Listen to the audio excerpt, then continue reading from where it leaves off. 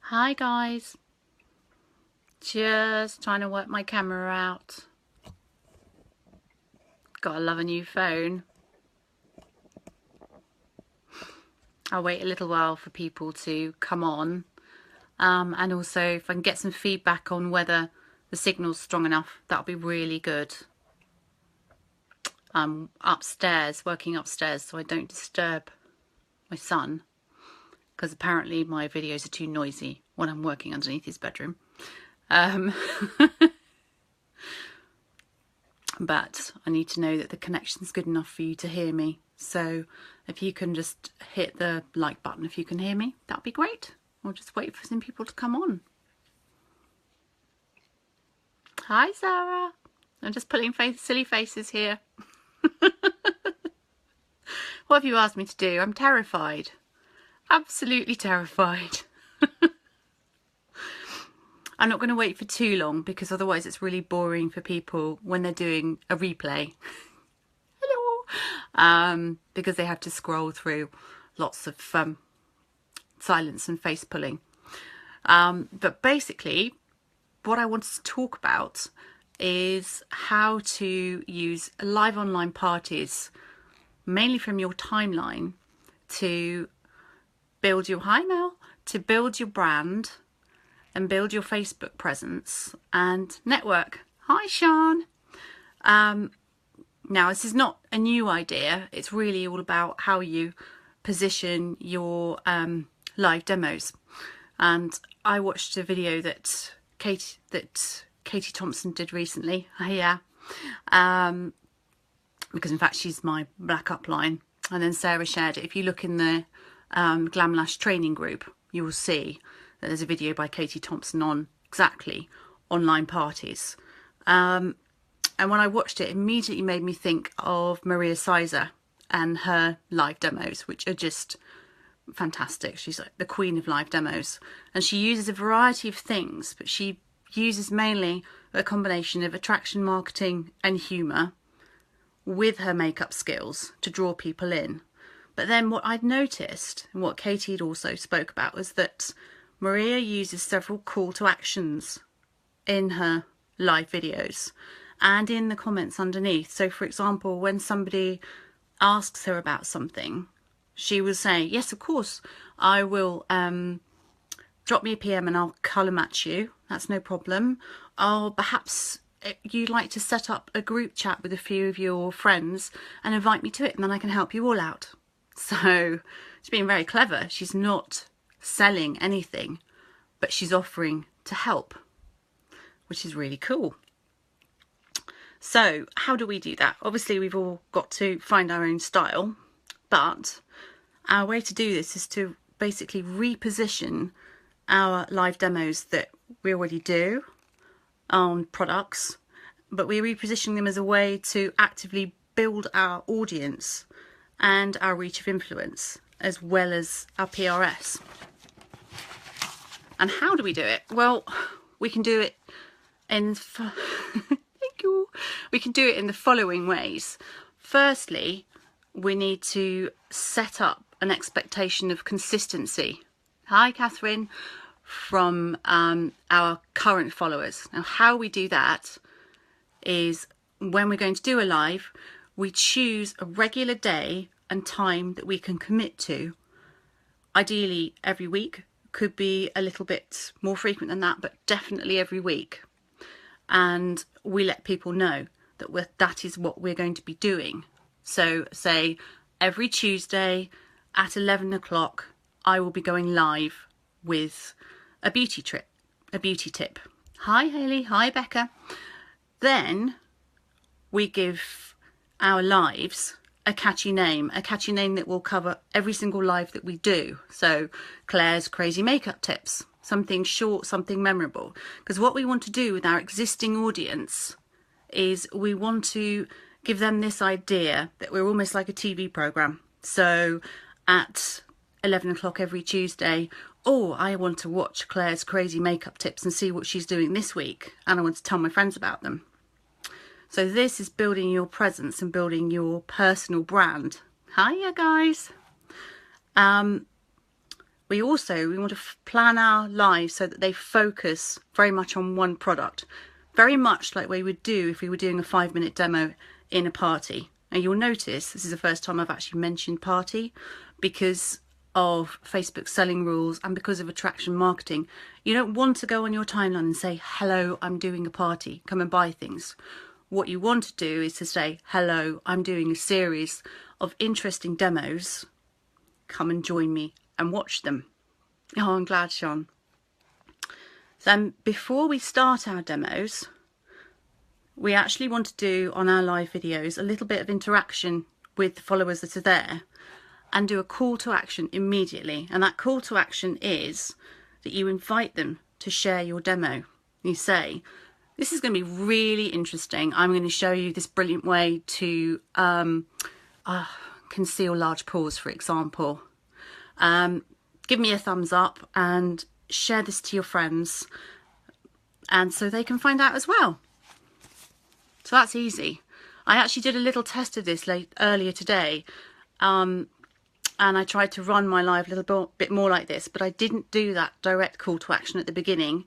I didn't do it in the title, and very few people shared it. I then went back, I asked people to share it in the title, and they started doing it. Sometimes we don't actually speak directly enough to people. So there you are, that's the crux of it. You're giving people something of value and you're asking them directly to share it. That's not going to instantly make your audience huge, but it's going to consistently build your reach, and then it's going to give you the opportunity to network with the people that are coming to you to watch your videos. I hope that makes sense. If it doesn't, comment below and I can at least answer at the end. I can go back and read them. Now, how we can mention in the comments as well that we would like people to share, but bear in mind that if you've got a live video with lots of comments, people often don't read them, so don't rely on that. You need to talk to people. We can also say, share my video and I will drop you a special thank you message. Now that's not an incentive. In fact, Katie Thompson checked with Brandon and Compliance about this, and it's absolutely fine, because we're not saying I'm going to give you something, we're just saying I'm going to say thank you. What you then do when you message that person is, of course, up to you. For example, my live this morning was about putting a bit of uplift in with our foundation, and the people who shared it, I'm sending them a little sample of uplift. Simple. But actually they were quite happy for me just to say thank you. So you don't need to offer them anything. It's just a way of connecting. And of course, someone shares your video, they might not be on your friends list. You can PM them, you can say, hello, how are you? Thank you so much for sharing my video. What did you like most about it? Start building that relationship immediately. So all the calls to action that you're making need to be done as offers of help, not invitations to buy things. This is obviously attraction marketing, and it's also how not to get shut down by Facebook, which is really important. So we're sharing, we're not selling, we're helping, we're not pushing. Oh, thanks, Holly. I'm glad you think so. But equally, within your video, you can say, if you're doing a foundation thing, do you need any help with colour matching? Just PM me. You can steal Maria's trick and say, can I help a group of you with anything makeup related? Drop me a message and I can do you a personalised video on something that you're struggling with your makeup. So that's fantastic. Oh, well done, Hannah. That's brilliant. And you can make the connection all the time by saying, PM me, let me help you.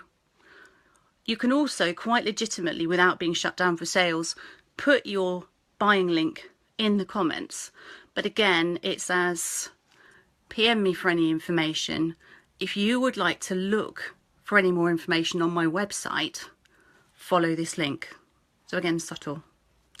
So the key points I got from watching Katie, thinking about this, watching Maria, are that if we want to get the most out of our live demos and basically run them so we get the networking benefits and the PRS that we would do from a party, we need to put them in a regular slot. Thanks, Catherine. We need to be quite direct about our networking in that we're asking people to share. We need to give value in our lives so that people want to share them and people want to watch us again. And we want to do several different kinds of call to action, both to appeal to different people and also to make sure that we're actually heard, and then make personal connections with as many people as we can. And you can see that you could use this to really grow your business quite quickly. And also, one extra little thing you can do, you can use this to show people who are unsure about having a party how very straightforward they are. So if somebody says to you, oh, I've thought about it, I'd like the freebies, but I don't really want to do this, I don't want to commit to a 10-day party, you can say, well, you don't have to. A party is as simple as the demos that I do on my timeline. You could ask me to do, say, 3 5-minute demos of products of your choice, and I could share them in an event or a group to you and your friends. And that is it. We could chat just like I do on my timeline, and you can then build an order with them and you get some freebies. How amazing is that? It completely takes the fear and the mystery out of, oh God, what goes on in these hard sell groups behind locked doors. When I talked to Sarah earlier about doing these, she was concerned, and I could see completely why. I felt the same about doing them from your timeline.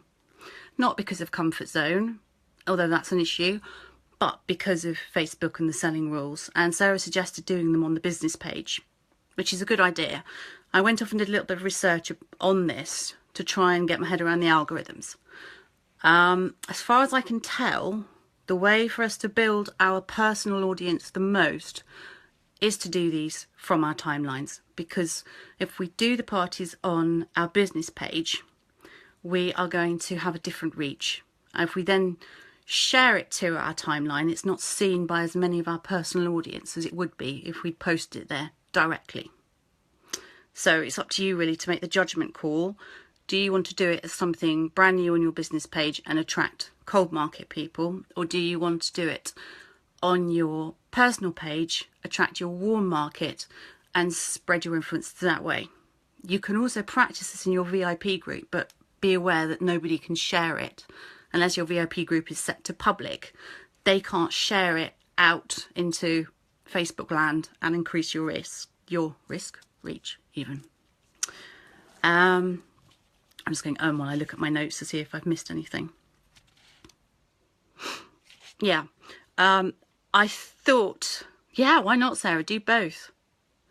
I was thinking, she says, looking at her notes, that about a comparison, which again Katie made. It's not original to me, but you can actually get away with quite a lot with lives on Facebook. Just think about the Pearl parties. There's quite a lot of promotion of products and long lives going on for those, and people aren't being shut down for it. It just really is about making sure that you are sharing, that you are offering to help, rather than trying to flog stuff. I was going to read those comments. No, Hannah, that's absolutely fine. I'm sorry if I confused you on that one. It's fine to say you promoted the products and say let me know. That's absolutely okay. It's just that Facebook are getting very strict if we appear to be doing hard sell and really kind of pushing brands and product names. But I would say that's you just being helpful. And it's absolutely fine to put your link in the comments, and it's absolutely fine to say to people, you know, I'm here to help you. So that's not a problem. I think it's if you're kind of, you know, holding up loads of mascaras and going, get these now while stocks last, message me for a discount, you know, you start upsetting Facebook and Younique, and that's not a good idea. Right, that is me just about done. I'm sorry it's such a short video, but I talk fast. Please ask any questions if you have any. The basic summary of it is, do parties without saying you're doing parties, with the link you should be setting up every 10 days anyway, and use them to build your audience. I think it's going to be more successful, certainly for me, than using my online parties in groups, you know, doing parties for people to raise audience. Oh, thank you, Sarah. I'm sorry if I waffled. I tend to get carried away. But hopefully you got some good tips from that. And it's fun to do. Thank you for making me come out of my comfort zone. Still got to work out how to copy videos off Facebook and up to YouTube. If anyone's got any hints on that, please let me know. That would be cool. All right. Well, I'll sit here for a couple of minutes if you've got any questions. Oh, that's a pleasure, Holly. Thank you. And no, you didn't post too much at all. It's great. I'm really glad when people post, because otherwise you're literally sitting in your bedroom talking to the phone.